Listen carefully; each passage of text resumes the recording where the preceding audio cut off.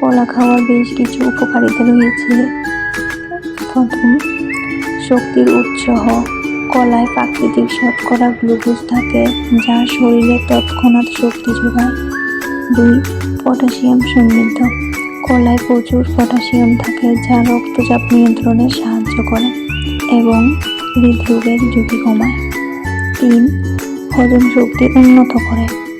কলায় ফাইবার থাকে, যা হজম প্রতিক্রিয়া ভালো রাখে। 4, ক্যালসিয়ামের উৎস। কলা হাড় মজবুত করতে সাহায্য করে, বিশেষ করে বাচ্চাদের জন্য এটা বেশ উপকারী। 5, ওজন নিয়ন্ত্রণ।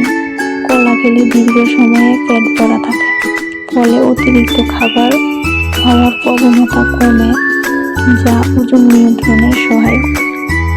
7, কলা ত্বক ও চুলের স্বাস্থ্যের জন্য খুব ভালো।